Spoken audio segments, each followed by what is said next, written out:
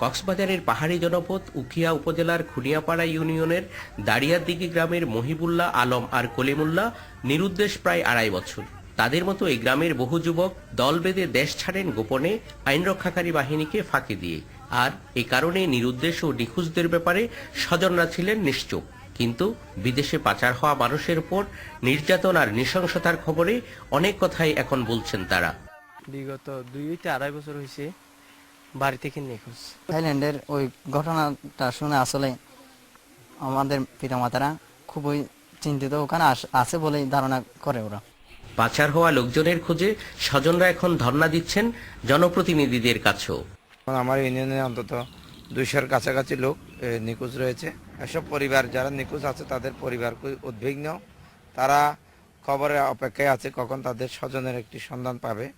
আর আইনশৃঙ্খলা রক্ষাকারী বাহিনী বলছে বিদেশে উদ্ধার পাওয়া ব্যক্তিদের ব্যাপারে খোঁজ খবর নেওয়া হচ্ছে দেশে। আমরা কমিউনিটি পুলিশিং এর মাধ্যমে খোঁজ খবর নিচ্ছি যে কোন এলাকায় কতজন লোক এরকম স্বেচ্ছায় গিয়েছে। তাদের ফিরিয়ে আনার ব্যাপারে ব্যবস্থা নেওয়া হচ্ছে বলেও জানায় পুলিশ। বাংলাদেশ এবং থাইল্যান্ডের কূটনৈতিক পর্যায়ে আলোচনার মাধ্যমে তাদেরকে বাংলাদেশে ফিরিয়ে আনা হয়েছে। আমি আশা করি এই ক্ষেত্রে হয়তো সরকার এই ব্যাপারে প্রয়োজনীয় ব্যবস্থা নিচ্ছে।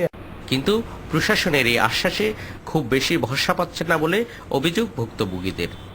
থাইল্যান্ড কিংবা মালয়েশিয়ার জঙ্গল আর ইন্দোনেশিয়ার সাগরে এখন যেসব বাংলাদেশির সন্ধান মিলছে তাদের সকলে গোপনে সেখানে পাড়ি জমিয়েছিলেন কক্সবাজারের এই সমুদ্র পথ ধরে। সে সময় দালাল চক্র তাদের নানা প্রলোভন দেখালেও তারা পড়েছেন মৃত্যুর বিভীষিকায়।